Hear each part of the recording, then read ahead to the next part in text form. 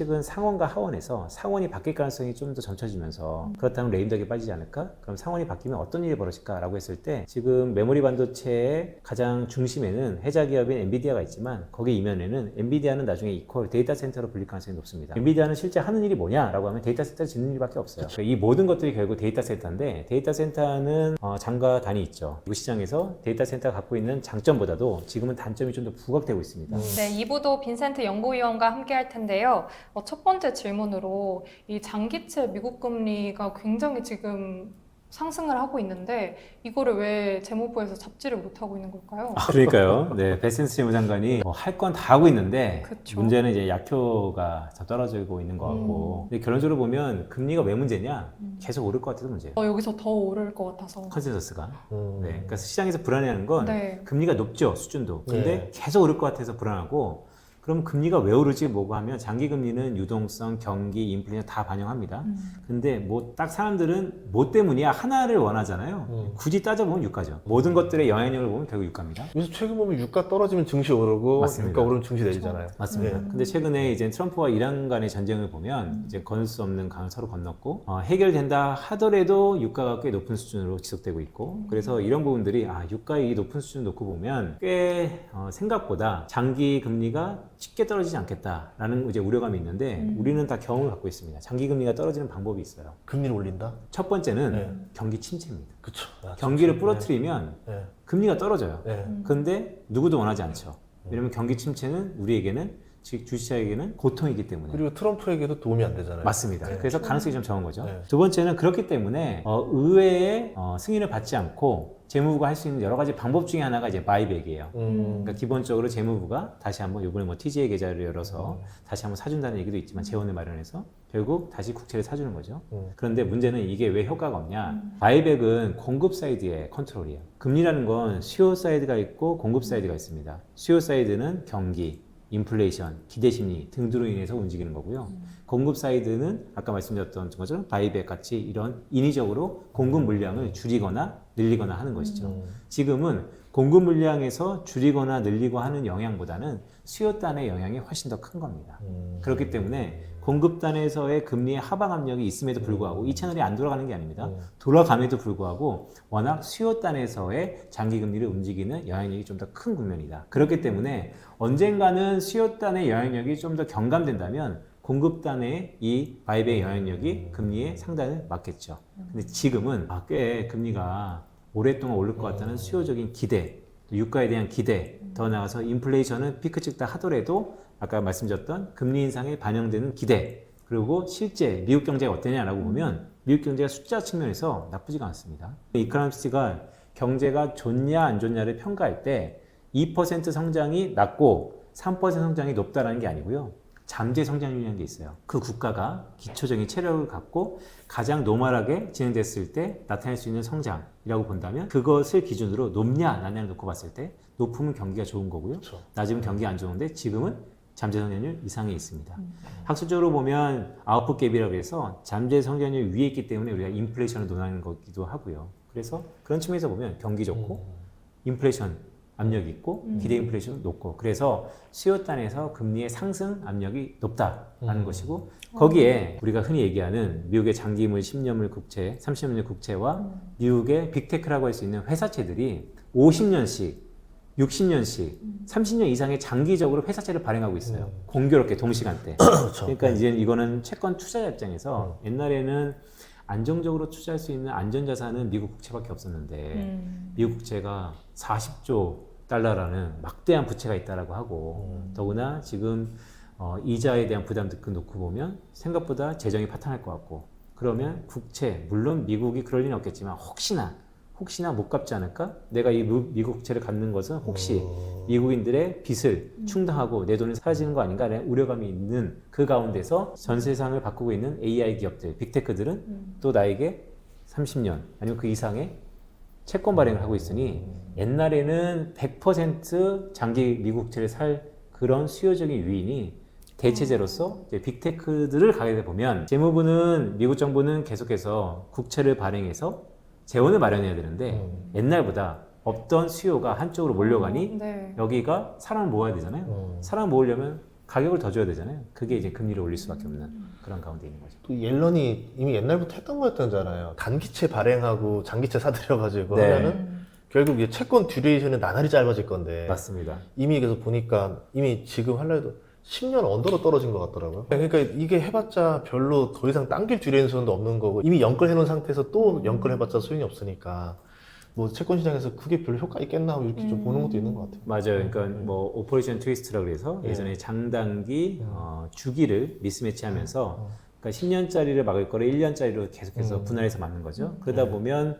계속해서 우리가 이해하기 쉽게 보면 이제 카드의 돌려막기 사태가 이제 나타나고 있고 이제 그런 우려감이 지금 베센트의 바이백의 규모를 하루 자고 일어나면 2배씩 늘림에도 불구하고 왜 이렇게 효과가 없냐라고 하면 효과는 있었다. 다만 그 효과는 되게 짧았다라고 볼 수 있는 거죠. 이 얘기 좀 더 딥하게 해보자면 그 얘기가 이제 방법이 없다. 증세밖에 없다. 공화당이 증세를 한다고? 그렇죠. 네. 그럼 누구한테 세금을 거둘 거잖아요. 그럼 지금 세금 거둘 수 있는 데가 어디라고 보세요? 그러니까 이제 세금을 이제 누구한테 걷냐라고 하면 이제 네. 트럼프가 나서는 거죠. 네, 주변 국가를 이제 한 바퀴 순회하고 들어가는 거죠. 설마 삼성전자 하이닉스 보고 세금 내라 이러지 않아요? 그게 이제 최근에 반도체 조정에 대해서 네.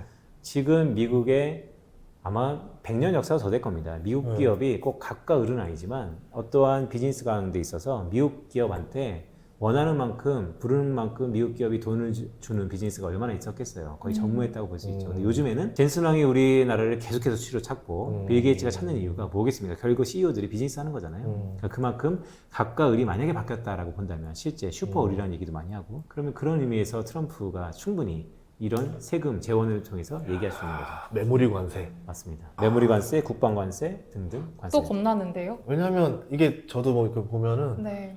방법이 없어. 세수 증가 외에는 이미 벌써 41조가 여기가 한도인데 네. 40조가 됐잖아요. 1조 달러면은 3개월 뒤면은 이제 다 차거든요. 그럼 3개월 안에 뭘 내야 되는데 중간 선거 했으니까 말은 못하고 꾹꾹하고 있다가 버티다가 중간 선거 끝나면 이제 증세할 거야 이러면 이제 쇼크잖아요. 알 수 없는 네, 거지만 그렇죠. 그럴 가능성도 거시경제 있다. 변수 중에서 이런 우려들도 네. 나올 수도 있지 않나. 그래서 이제 어떻게 보면 우리의 의견들은 다 가격 변수에 다 반영돼 있다라고 본다는 의미에서 보면 그래서 미국의 장기채 금리가 쉽게 떨어지지 않는다라고 해석할 수 있죠. 네. 아니면 그럴 수도 있어요. 호르무즈 해협 통행료를 트럼프가 거둘 수도 있어요. 세수를 거기서 채우겠다. 예상이 안 돼요. 그러니까 바이든 정부 때는 그래도 대충 상식적으로 여기 하겠네가 있지만 트럼프 정부는 이걸 한다고가 계속 나오잖아요. 그래서 예측 불가. 그래서 아까 말씀드렸던 것처럼 처음에는 네. 이제 경기가 부러지는 거, 네. 두 번째는 의회의 승인을 받지 않고 행정부가 할 수 있는 재무를 위시해서 바이백이라든지 다양한 조치들, 그리고 세 번째는 미국 중앙은행이 QE를 통해서 직접 연준이 과거 채권을 사줬던 것들. 근데 지금 케빈 허치는 그것에 대해 상당히 좀 반감을 갖고 있고 왜냐하면 단순히 지금은 금리를 낮출 수 있으나 그 이외에 버블이라든지 또 다른 것을 알아낼 수 있기 때문에 그건 잘 못하는 거고 그래서 최근에 이제 각광받고 있는 것 중에 하나가 코인이에요. 그렇기 때문에 바이백이 실패하고 베센트 재무장관이 바이백에 대해서 결국 재무부가 QE 유동성을 풀고 있는 거거든요. 네. 그러면 그런 것들이 결국 보면 국채를 잡는다. 장기채는 컨트롤이 불가능한데 그러면 단기채를 움직일 수 있는 게 뭐가 있을까라고 해서 작년부터 지니어스 액트, 클리어라트 법안 등등 그게 최근에 이제 코인, 스테이블 코인을 통해서 스테이블 코인 법안을 용인해 주는 것은 케빈 허치가 직접적으로 QE 같은 직매입을 하는 것은 반감적이나 또 다른 대체 스테이블 코인을 통해서 국제 시장에 개입하는 것은 이것보다는 좀 더 우호적이다라는 의미에서 보면 그러면 이번 잭슨홀을 비롯해서 녹화의 기준으로 아직 잭슨홀이 안 나왔지만 이 스테이블 코인 지급 방법에 대해서 뭔가 거시적인 얘기를 하지 않을까? 그렇다면 이게 스테이블 코인을 통해서 금리를 낮출 수 있는 효과가 또다시 나타나지 않을까? 트럼프 정부는 그걸 용인했었는데 이런 것들 때문에 최근 들어서 비트코인 시장에서 비트 이더 상당 부분 지금 시세를 내고 있다. 오늘 장중에 그래서 8만 달러 그렇게 찍었었어요. 맞습니다. 비트코인. 순식간에 올랐어 진짜. 그래서 저는 그런 쪽으로 비트코인 시장도 해석을 하고 있습니다. 그러면 지금은 어떻게 보면은 코인 관련주를 좀 잘 봐야 되겠네요. 그래서 실제 우리 시장에서도 코인 관련된 주, 우리 수익이라든지 아니면 다나이라든지 그런 주식들이 있어요. 네, 꽤 있습니다. 어쨌든 우리 전통 주식 시장에서도 코인 관련, 스테이블 코인 관련 주식들이 시세가 있다. 그러면 지금 하반기에 좀 주목할 섹터 또 다른 것들도 있을까요? 지금 메모리 반도체가 뜨끈뜨끈한 이슈 중에 하나인데 그러니까 미국의 중간선거를 앞두고 두 가지 시각이 있어요. 역사적으로 보면 여당이 중간선거에서 항상 패배했었다. 확률적으로. 승리할 확률은 5% 언더다. 그렇기 때문에 트럼프는 신경 안 쓸 것이다. 라는 것이 최근 상반기까지의 논리였어요. 그래서 실제 중간선거 오면서도 뭐 I don't care 이렇게 가는 거였는데 근데 최근 상원과 하원에서 상원이 바뀔 가능성이 좀 더 점쳐지면서 그렇다면 레임덕이 빠지지 않을까? 그럼 상원이 바뀌면 어떤 일이 벌어질까라고 했을 때 지금 메모리 반도체의 가장 중심에는 해자 기업인 엔비디아가 있지만 거기 이면에는 엔비디아는 나중에 이퀄 데이터 센터로 불릴 가능성이 높습니다. 왜냐하면 매출액의 이익의 거의 90% 이상이 데이터 센터에서 오고 있고 엔비디아는 실제 하는 일이 뭐냐라고 하면 데이터 센터를 짓는 일밖에 없어요. 그쵸. 오히려 데이터 센터를 짓기에 옆에 기업이 돈이 없다 그러면 벤더 파이낸싱으로 다까지 몰아주고 있고요. 뱅크 오브 엔비디아라는 얘기가 나올 정도로. 그쵸. 그러니까 이 모든 것들이 결국 데이터 센터인데 데이터 센터는 장과 단이 있죠. 결국 미국 기업에서 미국 시장에서 데이터 센터가 갖고 있는 장점보다도 지금은 단점이 좀 더 부각되고 있습니다. 왜냐하면 데이터 센터가 우리 지역에 들어오니까 내 전기 요금이 천정부지로 올라갔다. 그리고 내 부가가치로서 상당 부분 비용이 코스트가 높아지고 있다. 우리 지역에서는 안 된다. 그러다 보니까 데이터 센터를 질렸던 플랜이 조금 지연되고 있고 그렇다면 거기에 들어가려는 수많은 메모리 반도체가 예전보다 좀 더 이연될 수 있고 지연될 수 있고 더구나 텍사스 지역이 되게 중요한데 텍사스는 공화당이 텃밭이죠. 근데 텍사스 주지사가 최근 들어서 데이터 센터를 적극적으로 밀던 그 텍사스 주지사조차도 데이터 센터를 조금 보수적으로 바꾸고 있다는 게 지금도 저러는데 예. 만약에 선거에서 판이 뒤집히면 민주당이 데이터 센터 못 지게 하겠구나 라는 우려감이 지금 가장 하이라이트 돼 있고 그러네요. 두 번째는 일론 머스크가 이런 얘기 했어요. 지난주까지는 일론 머스크는 메모리 반도체의 신이었습니다. 왜냐하면 앞으로 공급이 10% 증가한다면 수요는 100% 증가할 것이다. AI는 앞으로 천정부지로 수요는 걱정하지 마라. 그런데 최근 들어서 어떤 인터뷰를 또 하고 있냐면 2026년 말이 메모리 반도체의 피크일 것이다. 전기가 모자라서 가동이 안 될 것이다. 그쵸. 그래서 네.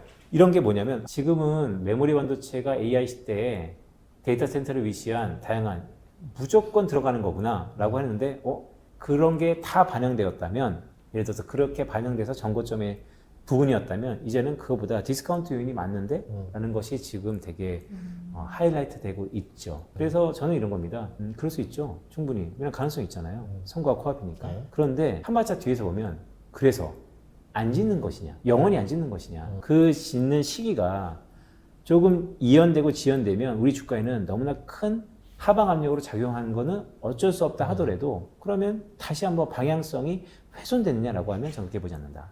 여전히 데이터 센터는 더 지을 수밖에 없을 것이다. 근데 못 지을 수도 있잖아요. 그럴 수도 있죠.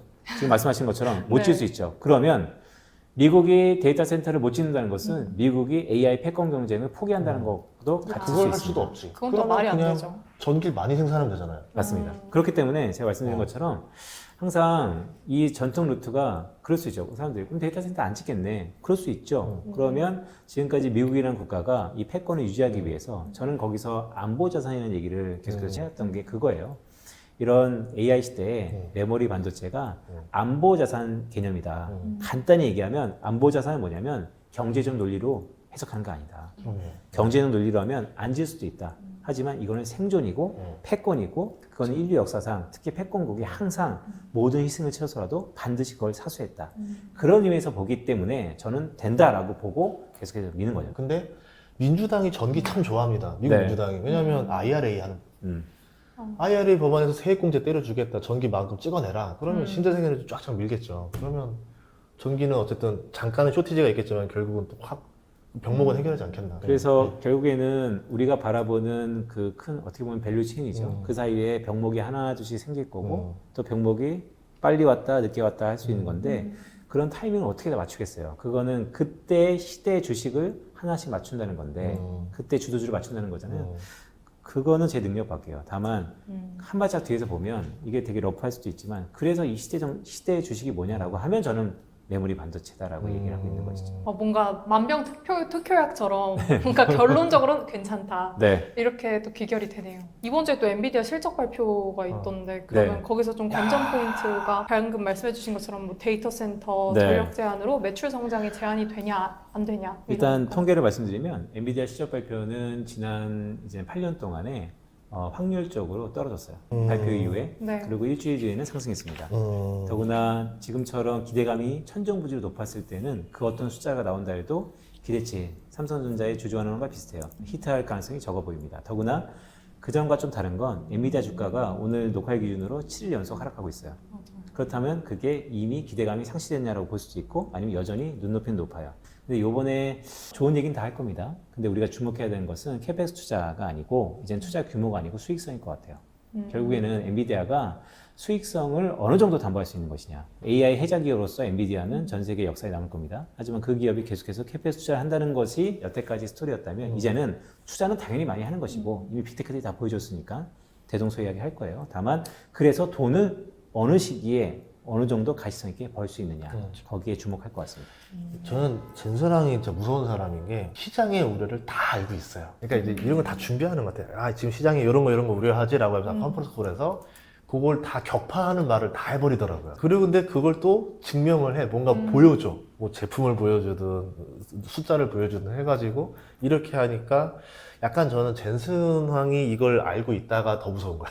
아, 이미 알고 시장이 있죠? 뭘 우려하는지 다 알고 있어. 그럼 그걸 컨퍼런스 콜 때 뭔가 얘기를 하겠죠. 그게 좀 기대됩니다. 그러네요. 맞습니다. 그래서 최근에 엔비디아 실적 발표를 앞두고 엔비디아가 GPU를 15% 정도 인상한다 이런 얘기가 또 있었어요. 그래서 그거 갖고도 또 이견이 분분하죠. 어떤 분들은 그래서 메모리 반도체가 훨씬 더 필요할 것이다 가격적으로. 또 어떤 분들은 그래서 수요가 꺾일 것이다 등등. 그러니까 이견이 다 분분한 겁니다. 근데 젠슨왕이 예전에 한번 한창 이제 그 GPU로 이제 밀어붙이는 게 힘들 때 한번 로봇 한번 싹 내려와가지고 피지컬 AI로 한번 네.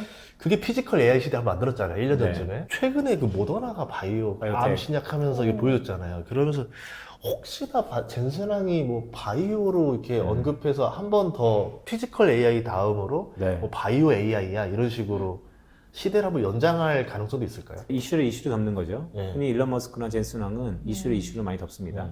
왜냐면 우리는 그 앞에 메모리 반도체 병목과 피지컬 AI 도대체 언제 로봇을 만드는 거야? 이렇게 그 앞에 뭐 한 10년이라고 치죠. 10년 동안의 미래를 얘기했을 때 갑자기 떡하니 30년 뒤에 아니면 50년 뒤에 얘기를 하다 보면 이게 아무것도 아닌 게 되잖아요. 일론 머스크가 달에 간다는 얘기를 처음 했을 때 그런 거죠. 우리는 그 안에서 얘기하다가 우리가 화성에 갔다 달에 가겠다 등등. 그럴 가능성 충분히 있죠. 그쵸. 네, 그러면 아마 주식시장은 좀 더 긍정적으로 해석할 가능성도 높아 보이긴 합니다. 그렇게 되면 또 이제 새로운 시대 또 한 번 더 열리는 거잖아요. 근데 지금 보면은 바이오 쪽이 움직이면은 신약 나오는 패턴이 되게 좀 재밌는 게 많은 것 같아서 네. 결국 갈 길을 가는 것 같다. 제가 예전에 엔비디아 왔다 갔다 했을 때 보면 그러니까 바이오 쪽으로 준비를 엄청나게 하는 걸 알고 있었는데 공개를 안 하더라고요. 아하. 이미 알고 계셨군요. 아니 이제 카드 하나 남은 건 알지. 네. 근데 이제 이 카드를 언제 쓸까 봤던 거죠. 이제 인류가 극복 못한 게 우주랑 바이오밖에 없잖아요. 이제 우주는 요즘에 스페이스 상장했으니까 그쵸. 이제 바이오 카드 하나 남았는데 이거 언제 오픈할 거냐인데 모더나 때문에 분위기가 좀 오는 거 아닌가. 그래서 일단 젠슨왕이 정말 눈치 빠른 사람이라면 이제 인류의 수명이 AI 때문에 늘어납니다. 이러면서 이제 그럼 이제 이제 쫙 200살, 오르겠죠. 200살은 더 살 수 있다. 이래버리면 이제 시장 미치는 거죠, 또.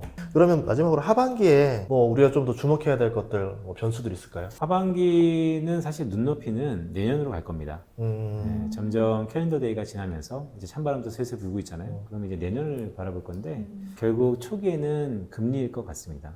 왜냐하면 금리라는 게 모든 것의 기준이기 때문에. 예. 근데 이런 거 아세요? 지금 연준이 금리를 언젠가 올리겠죠? 올해는 동결 하더라도 언젠가 올릴 겁니다. 근데 문제는 이미 시장은 올리는 것을 많이 반영하고 있어요.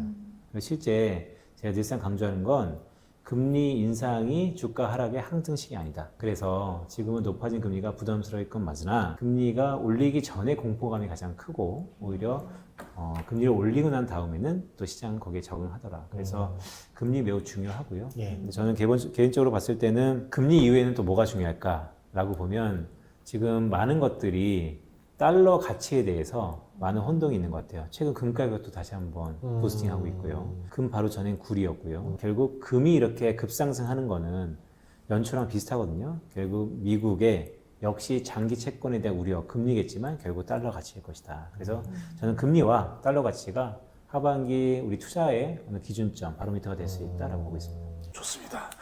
덕분에 안 그래도 좀 한참 변동성이 심한 시기였는데 또 나와주셔서 감사하고 우리가 또 좀 좋은 아이디어를 얻는 시간이었습니다. 오늘 출연 너무 고맙습니다. 고맙습니다. 감사합니다.